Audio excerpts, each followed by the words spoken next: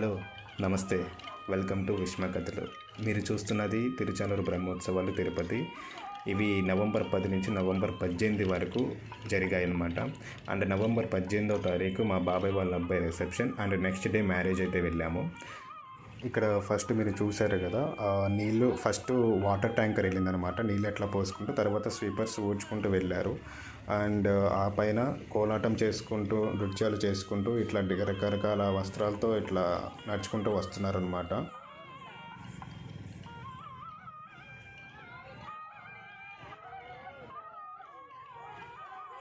గోవిందా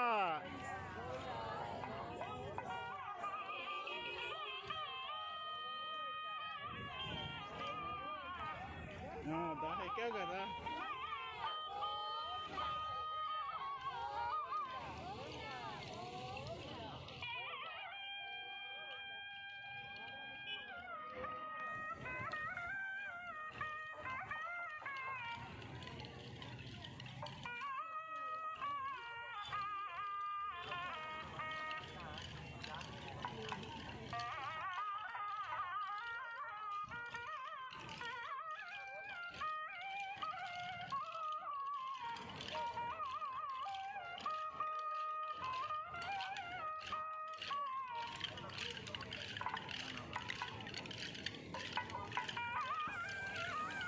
అంతా రోడ్స్ అంతా బ్లాక్ చేసేసారు, ఫ్లైఓవర్ బ్లాక్ చేసేసారు. ఇటు వీళ్ళు వస్తున్నారని చెప్పి మొత్తం ట్రాఫిక్ అంతా ఆపేశారు. అంటే అప్పటికే మార్నింగ్ ఫుల్ ట్రాఫిక్ ఉన్నది. ఇట్లా బ్లాక్ చేసేసారు బ్యారికేడ్స్ పెట్టి.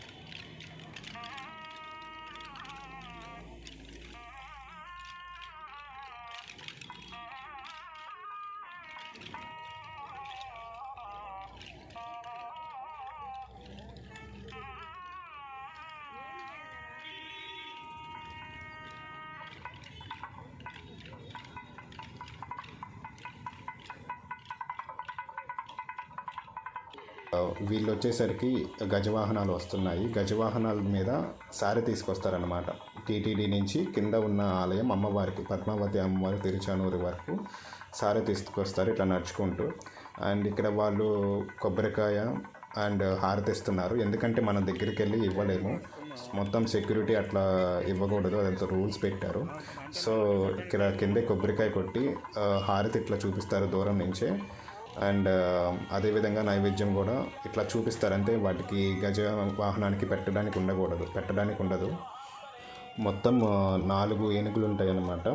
ఫస్ట్ రెండిటి మీద నార్మల్ తీసుకొస్తారు. తర్వాత బ్యాక్ సైడ్ 2 ఏనుగులు ఉంటాయి, 2 గజవాహనాలు.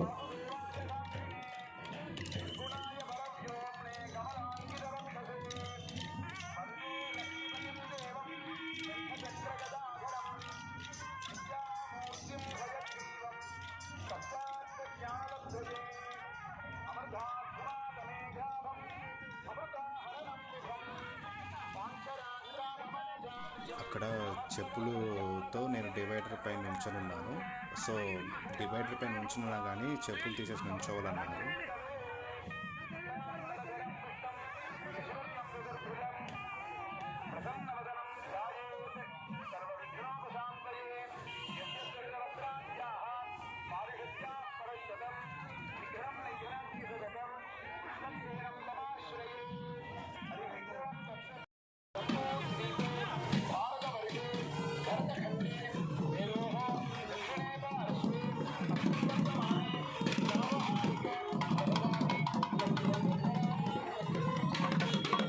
అవేనమాట ఫస్ట్ 2 గజవాహనాలు. అండ్ ఇప్పుడు ఇక్కడ నడుచుకుంటా భూమాన కరుణాకర్ రెడ్డి గారు టీటీడీ చైర్మన్ ఒక బాక్స్ని తీసుకొస్తున్నారనమాట. ఆ బాక్స్లో ఏముంటాయి అంటే 5 కేజీల బంగారం, 2 కోట్ల విలువైన కాసుల హారం అండ్ యజ్ఞోపవీతం ఉన్నాయి. అండ్ చూస్తున్నారు కదా, ఆ బాక్స్లో అనేది తీసుకొస్తున్నారు. ఫుల్ సెక్యూరిటీ ఉంది.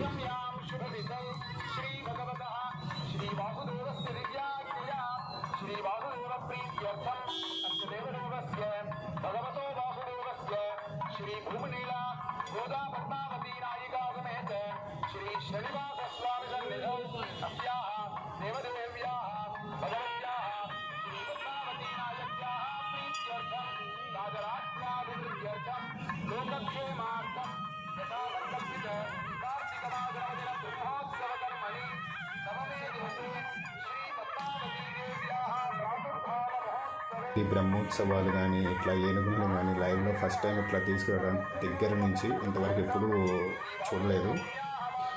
మీరు చూస్తున్నట్లయితే అక్కడ పైన ఈ గజవాహనం పైన సారె అన్నమాట, అమ్మవారి సారె వస్త్రాలు ఉంటాయి అన్నమాట. అవి పైన ఇట్లా తీసుకొస్తూ ఉంటారు గజవాహనం పైన.